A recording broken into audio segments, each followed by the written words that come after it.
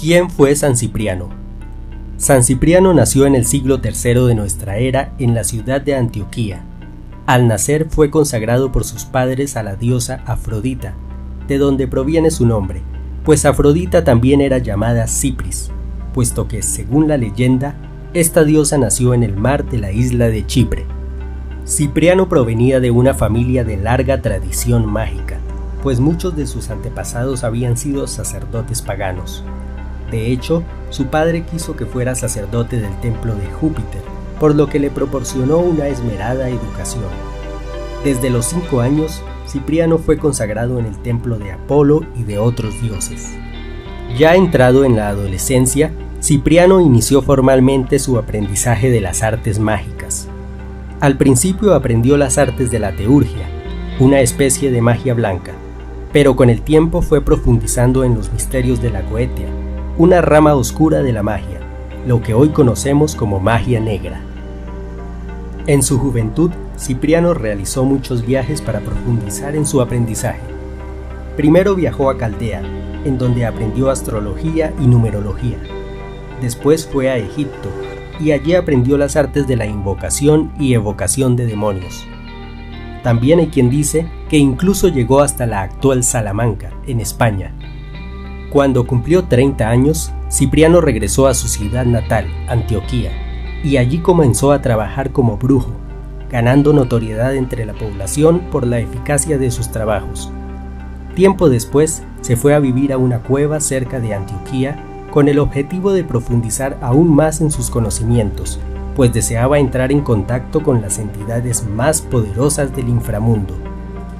En lo profundo de la cueva, Cipriano se dedicó a experimentar con rituales cada vez más siniestros, llegando incluso a practicar sacrificios humanos, hasta que finalmente entró en contacto con el mismísimo Lucifer. Lucifer le dictó a Cipriano un gran número de conocimientos ocultos que éste consignó en pergaminos. La leyenda cuenta que muchos de esos pergaminos se conservaron en gran parte de lo que hoy es el grimorio conocido como Libro de San Cipriano.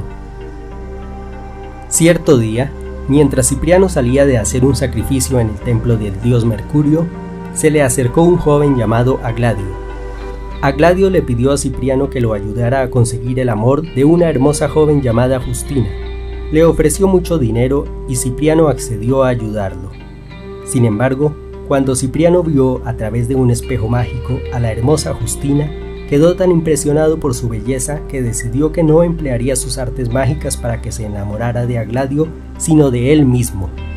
Cipriano comenzó a realizar todos los rituales necesarios para conseguir el amor de Justina. Sin embargo, pasado un tiempo, se dio cuenta de que nada de lo que hacía tenía resultado.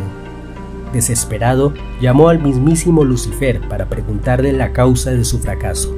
Entonces Lucifer le reveló a Cipriano que la razón por la cual sus hechizos no habían tenido efecto era que Justina tenía su fe puesta en alguien mucho más poderoso, el Hijo de Dios llamado Jesús.